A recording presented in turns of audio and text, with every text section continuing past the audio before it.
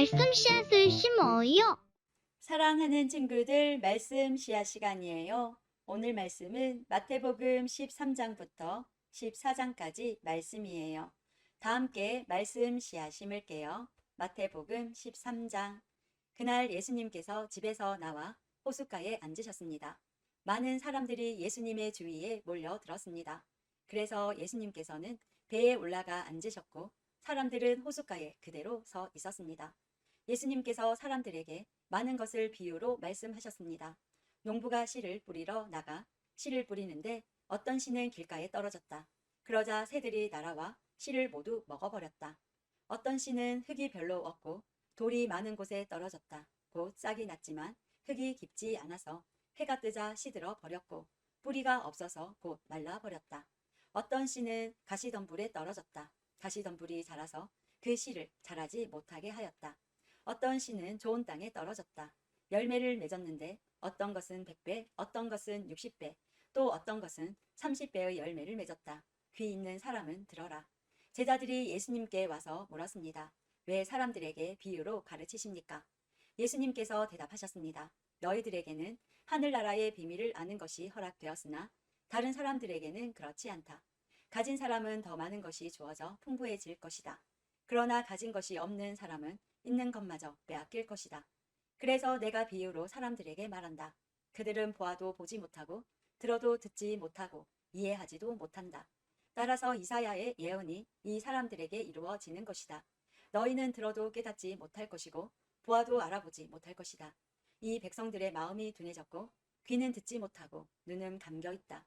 그들이 눈으로 보고 귀로 듣고 마음으로 깨닫고 돌아와 내가 그들을 고치는 일이 없게 하려 함이다. 그러나 너희 눈은 보고 있으니 복되다. 너희 귀는 듣고 있으니 복되다. 내가 너희에게 진정으로 말한다. 많은 예언자들과 의인들이 너희가 지금 보는 것을 보고 싶어 했지만 보지 못했다. 너희가 듣는 것을 듣고 싶어 했지만 듣지 못했다. 씨 뿌리는 사람의 비유를 들어라. 누구든지 하늘나라의 말씀을 듣고도 깨닫지 못하면 악한 자가 와서 마음속에 뿌려진 것을 빼앗아가 버린다. 이런 사람은 길가에 뿌려진 씨와 같은 사람이다. 돌무더기에 뿌려진 씨와 같은 사람은 말씀을 들을 때 기쁘게 얼른 받아들이는 사람이다. 그러나 뿌리가 없어 오래 가지 못한다. 말씀 때문에 어려움이 생기고 박해를 당하면 곧 넘어진다. 가시덤불에 떨어진 씨와 같은 사람은 말씀을 들으나 세상 염려와 재물의 유혹이 말씀을 가로막아 결국 열매를 맺지 못한다. 좋은 땅에 떨어진 씨와 같은 사람은 말씀을 듣고 깨닫는 사람이다. 이런 사람은 열매를 맺는데 어떤 사람은 100배, 어떤 사람은 60배, 어떤 사람은 30배의 열매를 맺는다. 예수님께서 그들에게 또 다른 비유로 말씀하셨습니다. 하늘나라는 자기 밭에 좋은 씨를 심은 사람의 빗될 수 있다. 사람들이 잠들었을 때 원수가 와서 밀 사이에 가라지를 뿌리고 갔다. 밀이 자라서 나달이 익을 때에 가라지도 보였다. 주인의 종들이 와서 말했다. 주인님, 밭에 좋은 씨를 뿌리지 않았습니까? 그런데 어디서 이런 가라지가 나왔을까요?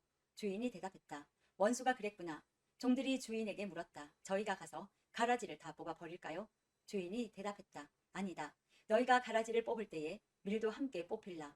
추수할 때까지 함께 자라게 놔두어라. 추수할 때 내가 일꾼들에게 먼저 가라지를 거두어 묶어서 불에 태우고 밀은 거두어 곳간에 쌓으라고 하겠다. 예수님께서 또 다른 비유를 그들에게 말씀해 주셨습니다. 하늘나라는 마치 겨자씨와 같다. 어떤 사람이 겨자씨를 가져다가 자기 밭에 심었다. 이 씨는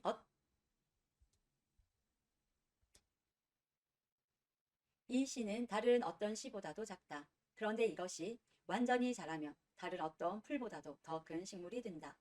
그러면 하늘의 새들이 와서 그 가지에 둥지를 틀 수 있게 된다. 예수님께서 또 다른 비유를 그들에게 말씀해 주셨습니다. 하늘나라는 누룩에 빗댈 수 있다. 여자가 누룩을 가져다가 밀가루 세 포대에 섞어 넣었더니 반죽이 부풀어 올랐다. 예수님께서 이 모든 것들을 사람들에게 비유로 말씀해 주시고 비유가 아니면 아무것도 말씀하지 않으셨습니다. 이것은 예언자가 말한 것을 이루려고 하신 것입니다. 내가 입을 열어 비유를 말할 것이다. 이 세상이 세워질 때부터 지금까지 숨겨졌던 것을 말할 것이다.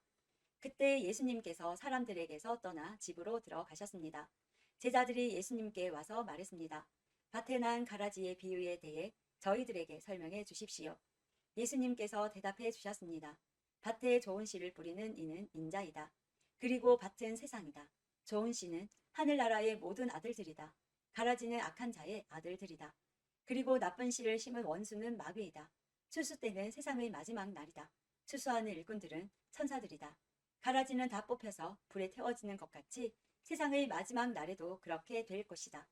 인자가 천사들을 보낼 것인데 이들은 죄를 짓게 만드는 자들과 불법을 행하는 자들을 모두 하늘나라에서 출현해 불타는 아궁이에 던질 것이다. 사람들이 그곳에서 슬피 울고 고통스럽게 이를 갈 것이다. 그때의 의인은 아버지의 나라에서 해처럼 빛날 것이다. 귀 있는 자는 들어라. 하늘나라는 밭에 숨겨진 보물과 같다. 어떤 사람이 그 보물을 발견하고 다시 밭에 숨겼다.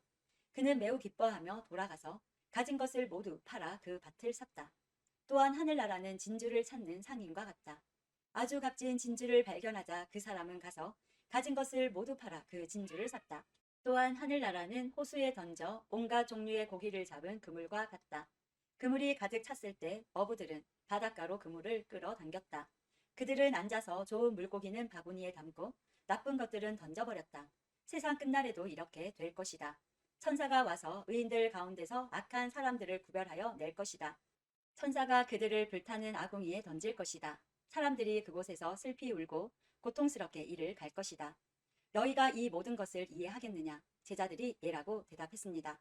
예수님께서 제자들에게 말씀하셨습니다. 그러므로 하늘나라의 제자가 된 율법학자는 창고에서 새 것과 헌 것을 꺼내오는 집주인과 같다. 예수님께서 이 비유들을 다 말씀하시고 그곳을 떠나셨습니다. 예수님께서 고향에 가셔서 유대인의 회당에서 사람들을 가르치셨습니다. 사람들은 놀라서 말했습니다. 이 사람이 이러한 지혜와 기적을 베푸는 힘을 어디서 얻었을까? 이 사람은 목수의 아들이 아니냐? 그의 어머니는 마리아이고 동생들은 야고보, 요셉, 시몬, 그리고 유다가 아니냐? 그리고 그의 누이들도 우리와 함께 있지 않은가? 그런데 이 사람이 이런 모든 것들을 어디서 터득했을까? 그들은 예수님을 믿으려고 하지 않았습니다. 예수님께서 그들에게 말씀하셨습니다. 예언자는 자기 고향이나 자기 집에서는 존경을 받지 못하나 거기 외에는 어디서나 존경을 받는다. 사람들이 믿지 않았기 때문에 예수님께서는 그곳에서 기적을 많이 베풀지 않으셨습니다. 14장. 그때 헤롯 왕이 예수님에 대한 소식을 들었습니다. 헤롯이 신하들에게 말했습니다. 이 사람은 세례자 요한이다. 그가 죽었다가 다시 살아난 것이 틀림없어. 그 사람에게서 기적이 나타나는 것도 바로 이 때문일 거야. 헤롯은 예전에 요한을 체포하여 결박하고 감옥에 가둔 적이 있었습니다. 헤롯이 이렇게 한 것은 자기 동생 빌립의 아내였던 헤로디아 때문이었습니다. 요한이 헤롯에게 당신이 헤로디아를 아내로 삼은 것은 잘못이요라고 말했던 것입니다. 헤롯은 요한을 죽이려고 했지만 사람들이 두려웠습니다. 이는 사람들이 요한을 예언자라고 생각하고 있었기 때문이었습니다. 그런데 헤롯의 생일에 헤로디아의 딸이 손님들 앞에서 춤을 추었습니다. 헤롯은 매우 기분이 좋았습니다. 그래서 헤롯은 딸이 요청하는 것은 무엇이든지 주겠다고 맹세하였습니다. 어머니로부터 지시를 받은 딸은 헤롯에게 말했습니다. 쟁반 위에 세례자 요한의 머리를 담아주세요. 왕은 망설였지만 자기가 한 맹세 때문에 그리고 함께 식사를 하던 손님들 때문에 요한의 머리를 주라고 명령을 내렸습니다. 그는 사람을 보내어 감옥 안에 있는 요한의 머리를 베게 하였습니다. 요한의 머리가 쟁반에 담겨서 왕에게 왔고 왕은 그것을 소녀에게 주었습니다. 소녀는 그것을 자기 어머니에게 가져다 주었습니다. 요한의 제자들이 와서 시체를 거두어 장사를 지냈습니다. 그들은 예수님께 와서 이 소식을 전했습니다. 예수님께서 이 소식을 들으시고 그곳을 떠나 배를 타고 혼자 조용한 곳으로 가셨습니다. 그러나 여러 마을에서 사람들이 이 사실을 전해 듣고 걸어서 예수님을 따라왔습니다. 예수님께서 배에서 내려 많은 사람들이 모여 있는 것을 보셨습니다. 예수님께서는 그들을 불쌍히 여기시고 병든 사람들을 고쳐 주셨습니다. 저녁이 되자 제자들이 예수님께 와서 말했습니다. 이곳은 외딴 곳이고 시간도 너무 늦었습니다. 사람들을 이제 보내어 마을에 가서 먹을 것을 각자 사도록 하는 것이 좋겠습니다. 예수님께서 제자들에게 대답하셨습니다. 갈 필요가 없다. 너희가 그들에게 먹을 것을 주어라. 제자들이 대답했습니다. 우리가 가진 것이라고는 빵 5개와 생선 2마리뿐입니다. 예수님께서 말씀하셨습니다. 그것들을 내게 가져오너라. 사람들을 풀밭에 앉게 하신 후 예수님께서는 빵 5개와 생선 2마리를 손에 들고 하늘을 바라보며 감사 기도를 드리셨습니다.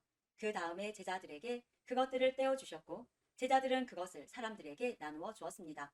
모든 사람들이 먹고 배가 불렀습니다. 먹고 남은 조각들을 거두었더니 12바구니에 가득 찼습니다. 먹은 사람은 약 5,000명이나 되었는데 이는 여자와 어린이가 포함되지 않은 숫자입니다. 그 즉시 예수님께서는 제자들을 배에 타게 하시고 호수 건너편으로 먼저 가 있으라고 하셨습니다. 그동안에 예수님께서는 사람들을 되돌려 보내셨습니다. 사람들을 보내신 후 예수님께서는 기도하러 홀로 산 위에 올라가셨습니다. 그리고 저녁 때까지 그곳에 혼자 계셨습니다. 배는 이미 육지에서 멀리 떨어져 있을 때였습니다. 제자들은 큰 파도와 거친 바람으로 어려움을 겪게 되었습니다. 새벽 3시에서 6시 사이에 예수님께서 호수 위를 걸어서 제자들에게 오셨습니다. 제자들은 예수님께서 호수 위를 걸어오시는 것을 보고 겁에 질렸습니다. 그들은 유령이다라고 소리쳤습니다. 너무 무서워서 비명을 지른 것입니다. 예수님께서 얼른 그들에게 말씀하셨습니다. 안심해라, 나다. 두려워하지 마라. 베드로가 예수님께 말했습니다. 주여, 정말 주님이시라면 저에게 물 위로 걸어오라고 하소서. 예수님께서 말씀하셨습니다. 오너라. 베드로는 배에서 내려 물 위를 걸어 예수님께로 향했습니다. 그런데 베드로는 거센 바람을 보자 겁이 났습니다. 물에 빠지기 시작하자 소리를 질렀습니다. 주님, 살려주십시오. 예수님께서는 즉시 손을 내밀어 베드로를 잡아주시며 말씀하셨습니다. 믿음이 적은 사람아, 왜 의심하느냐? 베드로와 예수님이 배 안에 오르자 바람이 잔잔해졌습니다.